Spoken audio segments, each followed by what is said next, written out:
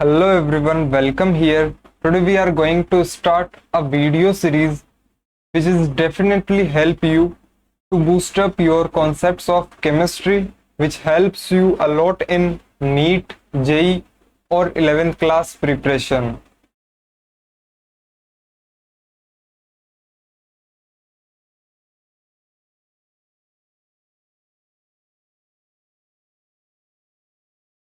So what you will get in this series? सबसे पहले बात करते हैं, अपन यहाँ पे देखेंगे short videos,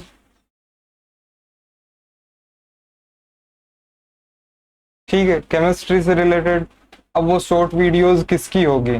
in short videos के अंदर सबसे पहली जो कैटेगरी आएगी वो होगी, अपन देखेंगे question practice.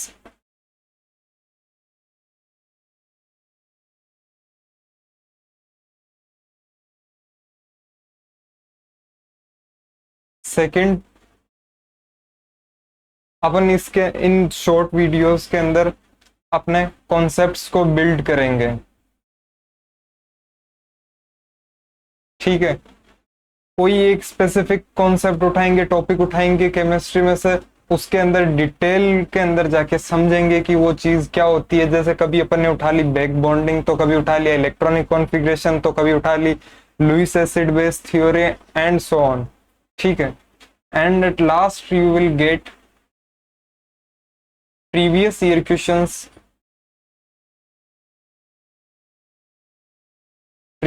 questions, with proper explanation.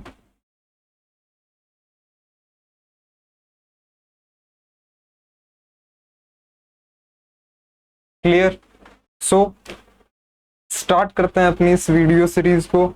सबसे पहले आज अपन बात करेंगे व्हाट इज लुईस एसिड। आज अपन सीखेंगे लुईस एसिड्स के बारे में कि लुईस एसिड होते क्या है, और इनसे रिलेटेड प्रॉपर्टीज के बारे में भी जानेंगे। तो ये बेसिकली इंपॉर्टेंट होने वाला है नीट, जेई और 11th क्लास के लिए, ठीक है। और यहाँ अपन क्या देखेंगे, आपको क्या मिलेगा यहाँ पे, get an instant connection with your concepts just in few minutes. So let's start. सबसे पहले बात करते हैं लुईस एसिड की। बहुत धीरे धीरे पढ़ेंगे बट बहुत अच्छे से पढ़ेंगे, ठीक है। मैं अपनी तरफ से पूरी कोशिश करूंगा, आप भी थोड़ा ध्यान रखना कि एक जो अपनी ट्यूनिंग है वो मैच हो पाए, ठीक है। ट्यूनिंग मैच होने के लिए सबसे पहले मैं आपको कुछ एग्जांपल देता हूं। आप तारक मेहता देखते हो, ठीक है, ऑलमोस्ट बहुत सारे बच्चे देखते होंगे, ठीक है। आप, सॉरी बच्चे नहीं, मेरे भाई बंधु, आप साउथ की मूवीज देखते हो, बहुत सारे देखते होंगे, या फिर वेब सीरीज देखते हो, ठीक है, कोई सीरियल देखते हो, कुछ भी इंटरटेनमेंट का देखते हो ना कोई, तो उनमें मजा आता है, वो समझ आता है, वो सारी चीजें मेरे भी समझ में आती है, ठीक है। तो यहाँ पे डिफरेंट पॉइंट्स बहुत है अपने बीच में, बट सिमिलर पॉइंट एक क्या है कि जो इंटरटेनमेंट की चीजें आप देखते हो, आपको मजा आता है, सेम वही इंटरटेनमेंट की चीजें मैं भी देखता हूँ, मुझे भी मजा आता है, समझ में आता है, बिल्कुल आता है, आपको भी आता है, मुझे भी आता है। तो मुझे जब वो चीजें भी समझ में आती है और ये लुईस एसिड के बारे में भी मेरे को समझ में आ गया, तो मुझे समझ में आ गया, तो आपको तो मेरे से भी ज्यादा समझ में आएगा। मैं जो इतना बताऊंगा उससे ज्यादा, और क्या पता आपको पहले से आता हो, बट फिर भी आता हो नहीं आता हो, फिर भी जिनको आता हो उनका रिवाइज हो जाएगा, जिनको नहीं आता हो उनको कुछ नया सीखने को मिलेगा इसके अंदर। तो अपन स्टार्ट करते हैं अपना लुईस एसिड। सबसे पहले बात करेंगे कि लुईस एसिड होता क्या है, ठीक है। तो लुईस एसिड वो होता है, कौन से एलिमेंट्स लुईस एसिड की कैटेगरी में आएंगे उनकी बात करेंगे अपन। तो लुईस एसिड की कैटेगरी में वो एलिमेंट्स आएंगे, वो एटम्स या वो स्पीसीज आएंगी जो electron pair accept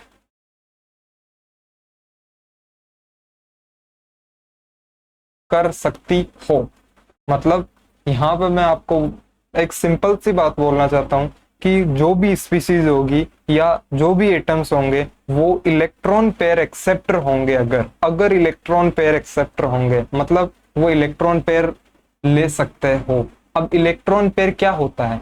electron pair सबको पता होगा कि इलेक्ट्रॉन पेयर के अंदर या तो लोन पेयर आएगा या फिर बॉन्ड पेयर आएगा। मतलब ऐसी कोई सी भी स्पीसीज या एटम जो लोन पेयर या बॉन्ड पेयर या अपन इन दोनों को कंबाइन फॉर्म में बोले तो इलेक्ट्रॉन पेयर, जो इलेक्ट्रॉन पेयर को एक्सेप्ट कर ले उन एटम्स को, उन स्पीसीज को अपन लुईस एसिड की कैटेगरी में रखेंगे।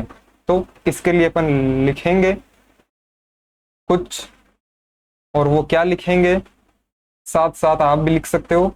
These are the species which can accept electron pair from other atom or species। मतलब अभी तक अपन ने सिर्फ एक सिंपल सी चीज सीखी है कि लुईस एसिड में कौन आते हैं। लुईस एसिड में वो आते हैं जो इलेक्ट्रॉन पेयर एक्सेप्ट करते हो किसी भी एटम से या स्पीसीज से। वो एटम से भी एक्सेप्ट कर सकते हो या फिर करते हो या फिर स्पीसीज से एक्सेप्ट करते हो, वो आएंगे लुईस एसिड की कैटेगरी के अंदर। ठीक है। और अब कोई स्पीसीज लुईस एसिड की तरह काम करेगी उसके लिए कुछ और भी स्पेसिफिक कंडीशंस होती है। उन कंडीशंस में से नॉर्मल कंडीशंस होती है, उनमें अपन क्या देखेंगे, मेनली दो चीजें आती है। एक, वो इलेक्ट्रॉन पेयर एक्सेप्ट करता हो किसी से, इलेक्ट्रॉन पेयर एक्सेप्टर हो। ठीक है। अब कोई इलेक्ट्रॉन पेयर एक्सेप्ट कब करेगा, ये यहां पे अपन को समझते हैं। एक लड़का है, ठीक है, और ये एक लड़का और है। ठीक है। अब इसके पास बहुत सारे पैसे हैं। ठीक है। इसके पास मोर देन सफिशिएंट पैसे हैं और ये एकदम गरीब है। इसके पास बिल्कुल भी पैसे नहीं है। ठीक है। तभी तो ये इससे मांगेगा और इसकी अगर नीयत होगी तो ये इसको देगा। इनके बीच में लेन देन होगी। ठीक है। और जब लेन देन होगी तो यहाँ पे इनके बीच में अट्रैक्शन बढ़ेगा। ठीक है। ये अट्रैक्शन वाली ये अपन बॉन्डिंग में डिटेल में पढ़ेंगे, बट यहाँ पे कॉन्सेप्ट को जल्दी से समझ सकते हैं कि कोई भी एटम या कोई भी स्पीसीज किसी और एटम या स्पीसीज से इलेक्ट्रॉन कब एक्सेप्ट करेगी, जब उसके पास खुद नहीं होगा तभी वो एक्सेप्ट करेगी। ठीक है। अब इलेक्ट्रॉन पेयर है, मान लो कोई एटम है न्यूट्रल स्टेट में है। ठीक है। और ये कोई भी एक्स एटम है, ये न्यूट्रल स्टेट में है। क्या ये अभी किसी से लेगा? ये नहीं लेगा अनलेस और अनटिल इसको जरूरत पड़ेगी या फिर इसके वैकेंट ऑर्बिटल में इलेक्ट्रॉन्स भरे हुए पूरी तरीके से नहीं होंगे। ठीक है। वो एक कंडीशन अलग होती है, बट अभी फिलहाल अपन उस कंडीशन को हटा दें और सिर्फ फोकस करें कि लुईस एसिड के बारे में हमें जानना है कि लुईस एसिड क्या होता है। तो लुईस एसिड वो स्पीसीज होती है जो किसी एटम या स्पीसीज से इलेक्ट्रॉन पेयर को एक्सेप्ट करती है, वो लुईस एसिड होते हैं। और कोई भी स्पीसीज लुईस एसिड की तरह एक्ट कब करेगी, तो उसके लिए अपन एक स्टेटमेंट लिखेंगे कि for a species to act as a Lewis acid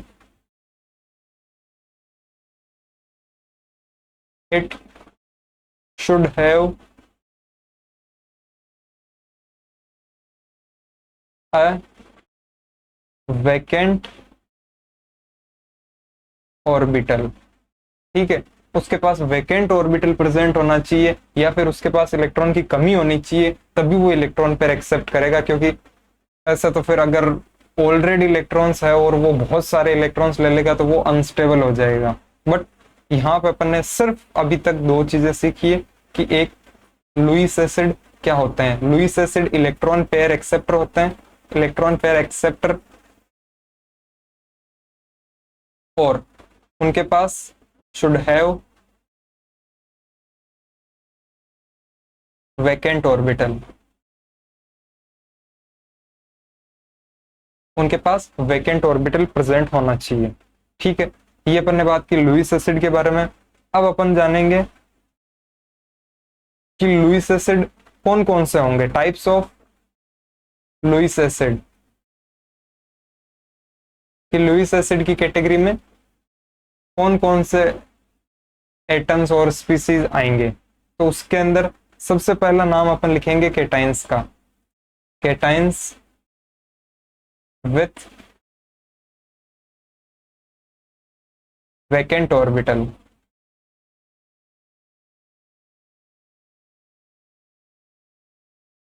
ठीक है, कैसे, जैसे अपन ने एक एग्जाम्पल ले लिया Na, सोडियम प्लस, ये एक सोडियम का केटाइन है।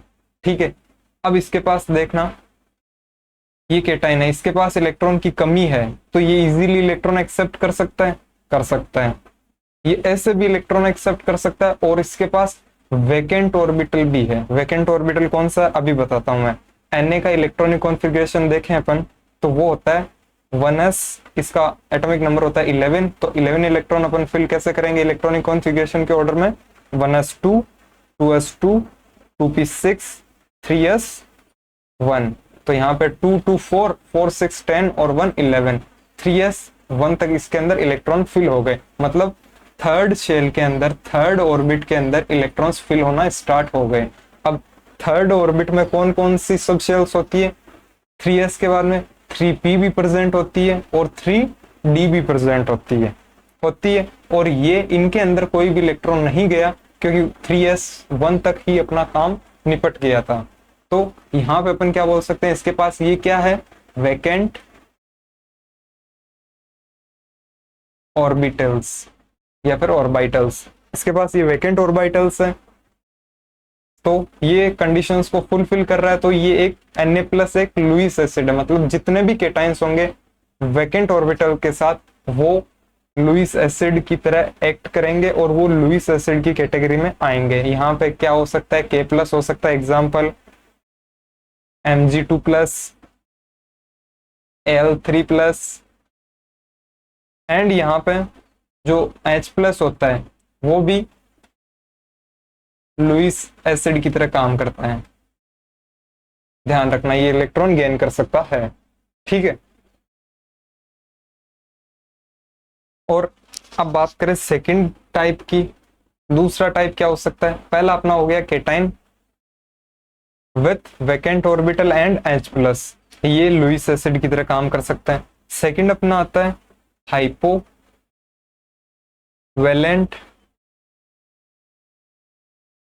स्पीसीज। जो अपनी हाइपोवेलेंट स्पीसीज होती है वो भी लुईस एसिड की तरह काम कर सकती है। अब हाइपोवेलेंट स्पीसीज होती क्या है, ठीक है, हाइपो, नाम से ही पता चल रहा है, हाइपो मतलब कमी। ठीक है, मतलब जितने होने चाहिए थे उनसे कम, या फिर अपन बोल सकते हैं कितने होते हैं एक वैलेंस शेल में कितने इलेक्ट्रॉन होते हैं, 8 इलेक्ट्रॉन्स होते हैं। ठीक है, तो यहाँ पे जो इस स्पीसीज के अंदर आएंगी, उनके अंदर क्या होगा कि वैलेंस शेल के अंदर 8 इलेक्ट्रॉन से भी कम इलेक्ट्रॉन्स प्रेजेंट होंगे। ऐसी स्पीसीज को अपन क्या बोलते हैं, हाइपोवेलेंट स्पीसीज। तो यहाँ पे अपन लिख सकते हैं, क्या लिख सकते हैं कि species having less than 8 electrons in valence shell. ठीक है, इस तरह की स्पीसीज अपने आएगी हाइपोवेलेंट स्पीसीज के अंदर। अब इनमें कौन से आएंगे वो अपन एग्जाम्पल के थ्रू देखते हैं। सबसे पहले बात करते हैं अपन BeX2। ठीक है, यहां पे जो अपना X है वो X क्या है, वो फ्लोरीन, क्लोरीन, ब्रोमीन, आयोडीन और हाइड्रोजन भी हो सकता है। ठीक है, तो यहां पे देखना, ये जो इसने 2 बॉन्ड बना रखे हैं, किसने, बीई ने, ठीक है, इसके 2 बॉन्ड बने हुए हैं। अब यहाँ पे एक्स की जगह फ्लोरीन हो सकता है, क्लोरीन हो सकता है, ये सब हो सकते हैं। तो इसकी वैलेंस शेल के अंदर टोटल इलेक्ट्रॉन्स कितने होंगे, ये इलेक्ट्रॉन काउंट करने तो आते हैं अपन को वैलेंस शेल के अंदर, कितने होंगे, 4 इलेक्ट्रॉन्स होंगे इसकी वैलेंस शेल के अंदर, ठीक है, जब इसने 2 बॉन्ड बना लिए। ये 4 इलेक्ट्रॉन है, क्या ये 4 इलेक्ट्रॉन से इसका ऑर्बिटल कंप्लीट हो रहा है, इनकम्प्लीट है। या फिर अपन बोल सकते हैं कि वैलेंस शेल में लेस देन 8 इलेक्ट्रॉन्स है, तो ये क्या करेगा, ये जैसे और 2 सी, जैसे BeC एग्जांपल की बात करें अपन, BeCl2 है अपने पास, BeCl2 से बॉन्ड बना रखा है इसने, तो ये क्या करेगा, 2 Cl को और एक्सेप्ट कर सकता है ये अपनी वैलेंस शेल के अंदर 8 इलेक्ट्रॉन्स करने के लिए, तो ये इलेक्ट्रॉन पेयर को एक्सेप्ट कर सकता है। तो ये भी किस कैटेगरी में आएगा, लुईस एसिड की कैटेगरी के अंदर। क्लियर। अब इनमें जैसे और अपन एग्जांपल की बात करें तो इनमें BX3 होगा, इसके अंदर भी 6 इलेक्ट्रॉन्स है, लेस देन 8 इलेक्ट्रॉन्स है।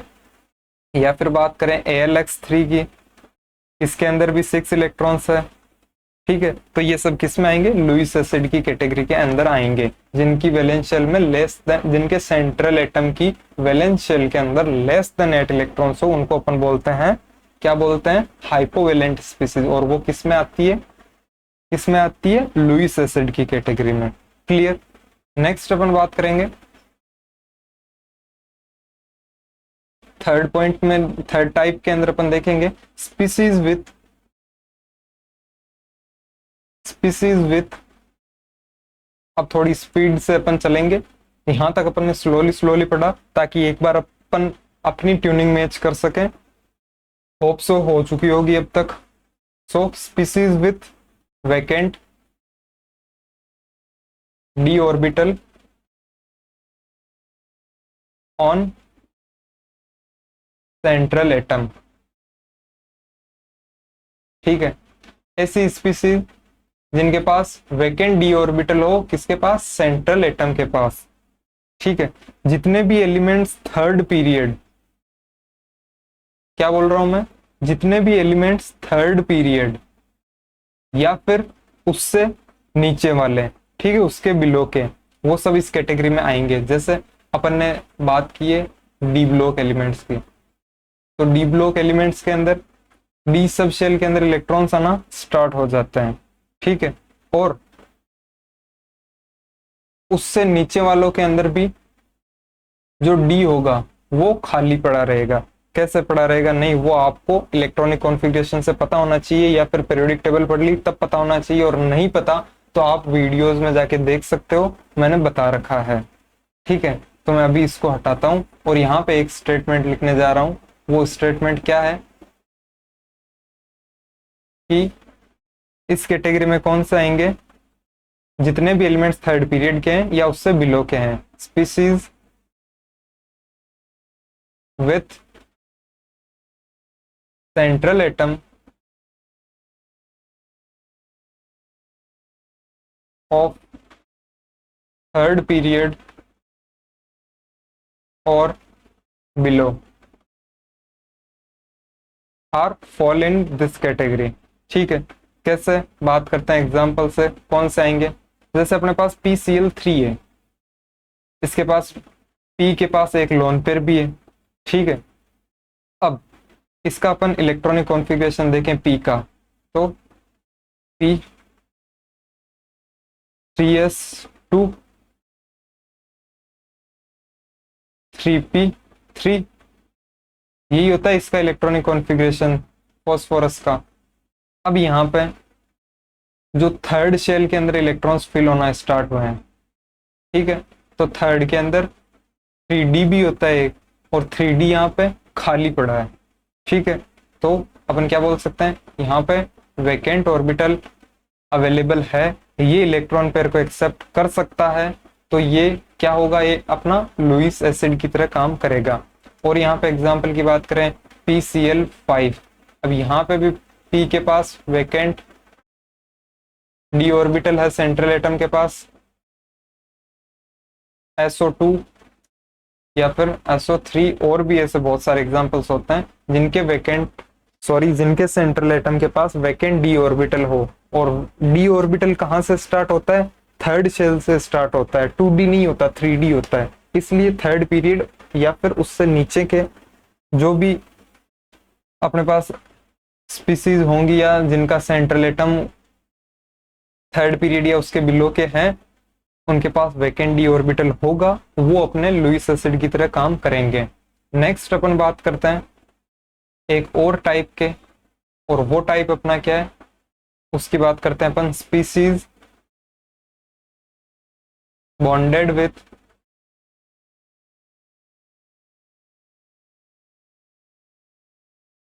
Multiple bonds.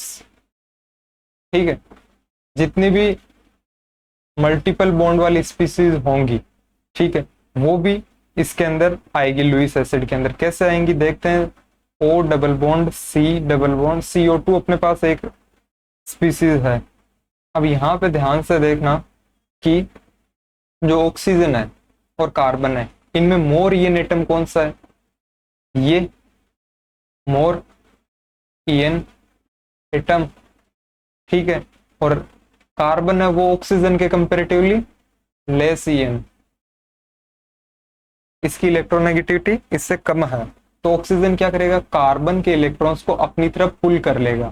तो इस पे आ जाएगा डेल्टा माइनस और इस पे आ जाएगा डेल्टा पॉजिटिव साइन।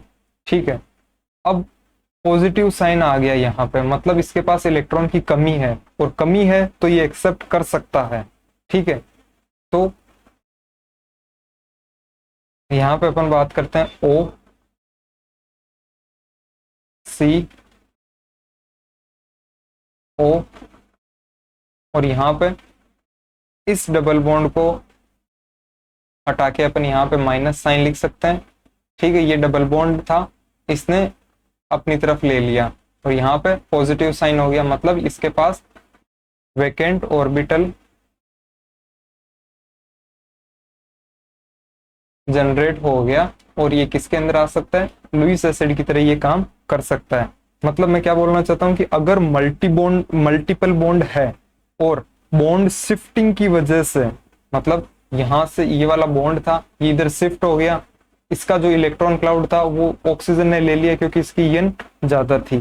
तो अगर मल्टीपल बॉन्ड है और बॉन्ड शिफ्टिंग की वजह से भी अगर वैकेंट ऑर्बिटल जनरेट हो रहा है, ठीक है, बॉन्ड शिफ्टिंग की वजह से भी अगर वैकेंट ऑर्बिटल जनरेट हो रहा है, तो वो लुईस एसिड की तरह काम कर सकता है। तो ये अपनी कुछ नॉर्मल सी कैटेगरीज थी, इनके बारे में अपन को ध्यान रखना था। अब इनके बाद में अपन देख लेते हैं, एसिडिक स्ट्रेंथ को कंपेयर कर लेते हैं। ठीक है,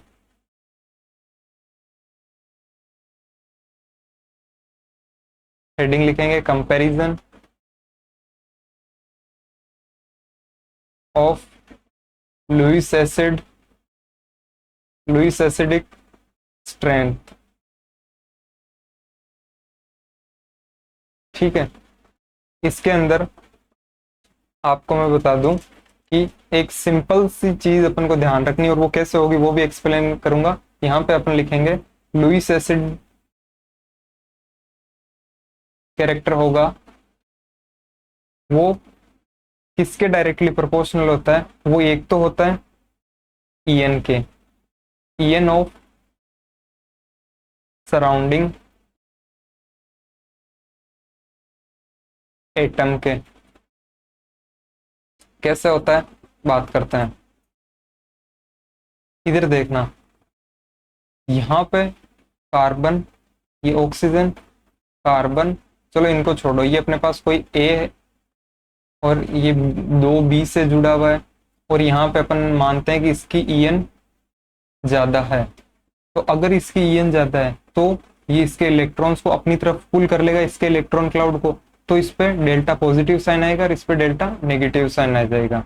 ठीक है, तो यहाँ पे जितनी ज्यादा ईएन होगी सराउंडिंग एटम की, वो इस इलेक्ट्रॉन क्लाउड को उतना ज्यादा अपनी तरफ खींच लेगा, तो इस पे उतना ज्यादा पॉजिटिव चार्ज आ जाएगा, और जितना ज्यादा पॉजिटिव चार्ज होगा उसकी इलेक्ट्रॉन एक्सेप्ट करने की टेंडेंसी उतनी ज्यादा होगी, और इलेक्ट्रॉन एक्सेप्ट करने की टेंडेंसी को ही अपन क्या बोलते थे, लुईस एसिडिक कैरेक्टर।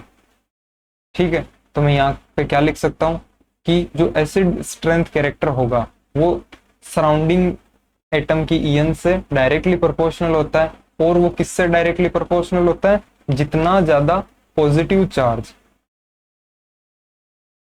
समझ में आ गया होगा क्यों, क्योंकि जितना ज्यादा पॉजिटिव चार्ज वो उतना ज्यादा इलेक्ट्रॉन को एक्सेप्ट करने की टेंडेंसी रखेगा, तो उसका लुईस एसिडिक कैरेक्टर भी बढ़ेगा। तो यहाँ पे क्या लिख सकते हैं, positive charge on central atom, central atom. ये बस इतनी सी चीज ध्यान रखनी है, और अपन लुईस एसिड कैरेक्टर का कोई भी क्वेश्चन बहुत इजीली सॉल्व कर सकते हैं। जैसे अब यहाँ पे अपन बात करते हैं कुछ एग्जांपल्स की। तो सबसे पहले एग्जांपल में अपन देखते हैं, अपने पास है Na plus, Mg plus, Al3 plus. अब अपन को वैसे तो पता है कि सारे लुईस एसिड है, बट अपन से पूछ ले कि इनकी एसिडिक स्ट्रेंथ का ऑर्डर क्या होगा, मतलब सबसे ज्यादा लुईस एसिड कैरेक्टर किसके पास होगा। तो सबसे ज्यादा लुईस एसिड कैरेक्टर किसके पास होगा, जिसके पास पॉजिटिव चार्ज जितना ज्यादा वो इलेक्ट्रॉन को उतना ज्यादा एक्सेप्ट करने की टेंडेंसी रखेगा। तो सबसे ज्यादा यहाँ पे Al3 प्लस का, उसके बाद में Mg2 प्लस का, एंड लास्ट Na का। ये अपनी क्या हो गई, as Lewis acidic strength. Clear. अब अपन से पूछ ले PCl3 और PCl5 के बीच के अंदर ऑर्डर पूछ ले। तो यहाँ पे अपन क्या देखते हैं कि अब अगर अपन को यहाँ पे दिया हुआ नहीं हो तो सेंट्रल एटम पे अपन चार्ज देखेंगे, ऑक्सीडेशन नंबर देखेंगे। ठीक है, तो रिडॉक्स के अंदर पड़ता है, यहाँ पे अगर PCl3 है तो यहाँ पे क्या आएगा, +3 चार्ज आएगा, और फॉस्फोरस पे क्या आएगा, अगर Cl5 है तो +5। तो पॉजिटिव चार्ज ज्यादा किस पे, फॉस्फोरस पे, तो इसका ये ऑर्डर हो जाएगा। उसके बाद में अपन बात करते हैं SO2 की और SO3 की। तो इसके अंदर भी सेम, एक ऑक्सीजन पे कितना माइनस चार्ज होता है, 2, तो 2 पे कितना होगा, 4। तो उसको बैलेंस करने के लिए S के पास भी कितना होगा, +4। ये अपन देखेंगे रिडॉक्स में, इस पे आ जाएगा +6, तो इसका पॉजिटिव चार्ज ज्यादा, तो लुईस एसिडिक स्ट्रेंथ भी इसकी ज्यादा। ठीक है, नेक्स्ट अपन एग्जांपल में देखेंगे, अपने पास है BeCl2, BCl3 एंड CCl4। अगर ऐसा केस आ गया अपने पास, ठीक है, तो अपन क्या करेंगे, सबसे पहले अपन देखेंगे positive charge on central atom. ठीक है, तो पॉजिटिव चार्ज में यहाँ पे आएगा +2, +3, और यहाँ पे +4। क्लियर। मैं यहाँ पे क्या बोल सकता हूँ कि सबसे ज्यादा इसका होगा, उसके बाद में इसका, ये ऑर्डर होगा अपना लुईस एसिडिक स्ट्रेंथ का। बट ऐसा करते ही अपना क्वेश्चन गलत हो जाएगा। क्यों हो जाएगा, मैं बता दूं कि जो अपना CCl4 है, इसके अंदर जो कार्बन है, ठीक है, इसका ऑक्टेट कंप्लीट हो चुका है यहाँ पे, और अपनी कंडीशन क्या थी कि एक तो इलेक्ट्रॉन पेयर एक्सेप्ट करने की टेंडेंसी होनी चाहिए, और उसके पास वैकेंट ऑर्बिटल प्रेजेंट होना चाहिए। वैकेंट ऑर्बिटल कैसे, BeCl2 के पास कितने इलेक्ट्रॉन्स है वैलेंस शेल के अंदर, और इसके पास कितने, 6 सबके पास है, बट इसके पास कितने हो गए, Cl, Cl, Cl, Cl। तो अपन को ये तो पता ही है ना कि दोनों के इलेक्ट्रॉन दोनों की वैलेंस शेल के अंदर काम में आते हैं। जब इलेक्ट्रॉन्स शेयर होके एक दूसरे के साथ बॉन्ड बना लेते हैं, तो 2, 2, 4, 2, 6 और 2, 8 इलेक्ट्रॉन्स की बात कर रहा हूं मैं यहाँ पे। तो इसका ऑक्टेट कंप्लीट है। जब ऑक्टेट कंप्लीट है तो ये लुईस एसिड की तरह काम नहीं कर सकता। तो यहाँ पे ऑर्डर क्या हो जाएगा, सबसे ज्यादा होगा इसका, फिर इसका, और लास्ट इसका। मैं यहाँ पे लिख देता हूँ BeCl2, सॉरी BCl3 का सबसे ज्यादा, उसके बाद में BeCl2 का, और उसके बाद में लास्ट में किसका आएगा, इसका आएगा CCl4। यही बचा है, ये अपना होगा करेक्ट ऑर्डर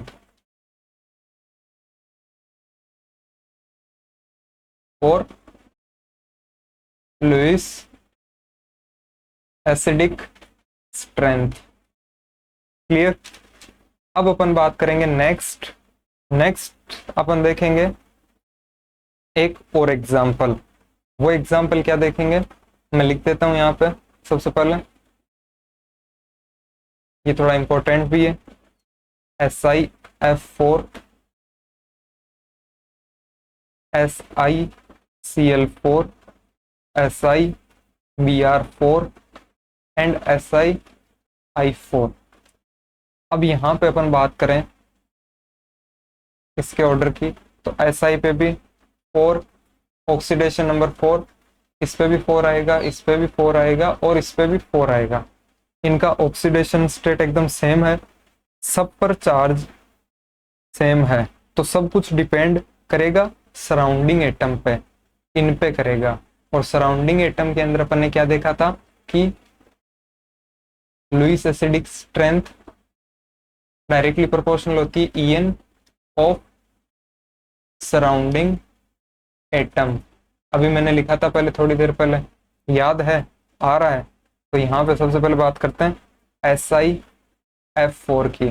तो यहाँ पे Si ने F से 4 बॉन्ड बना लिए, अपन ने भी बना दिए।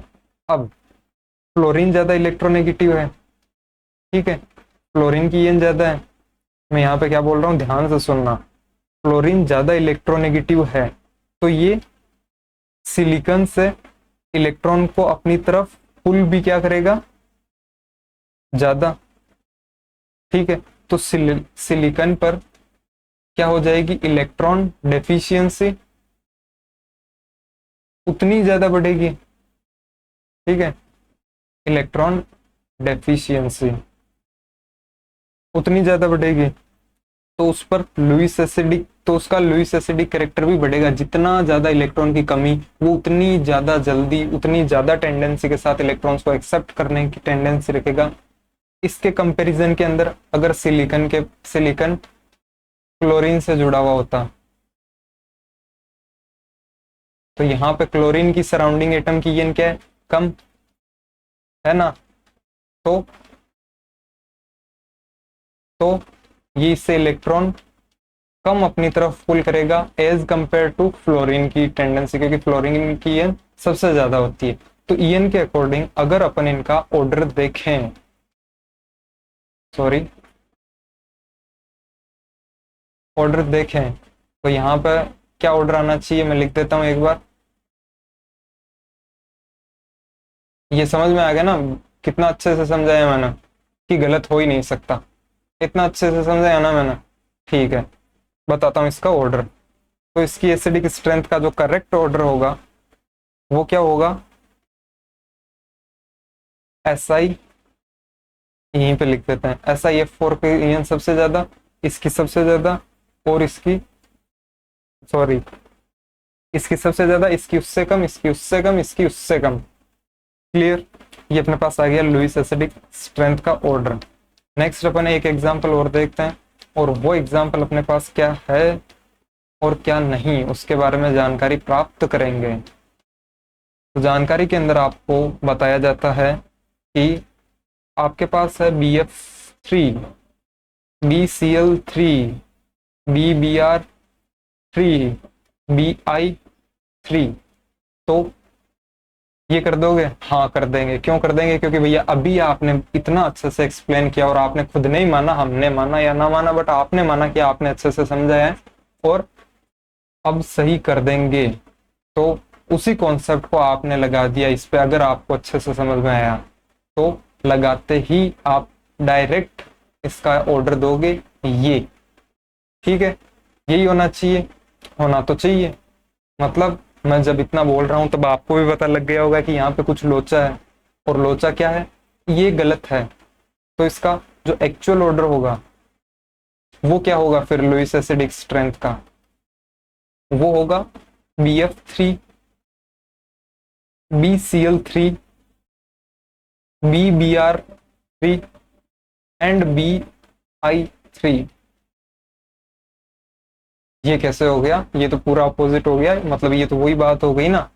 रील वगैरह तो देखते होंगे कि वक्त बदल गया, जज्बात बदल गए, वही सीन लग रहा है यहाँ पे। कैसे होगा ये बता दो, अब रहा नहीं जाता। तो उसके लिए आपको जाना होगा नेक्स्ट वीडियो के अंदर, जहां अपन पढ़ेंगे बैक बॉन्डिंग के कॉन्सेप्ट को। और ये बैक बॉन्डिंग में ही सीखेंगे अपन इसको कि इसका जो एक्चुअल रीजन क्या है जिसकी वजह से यहाँ पे अपने जज्बा, यहाँ पे वक्त के साथ अपने जज्बात बदल गए बहुत ही कम टाइम में।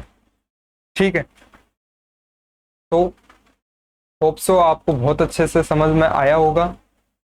आगे नेक्स्ट टॉपिक में अपन बात करेंगे बैक बॉन्डिंग की, और इस क्वेश्चन को भी कंप्लीट करेंगे। तब तक के लिए, तब तक के लिए एक सेकंड देना मुझे। Thank you so much for watching, bye.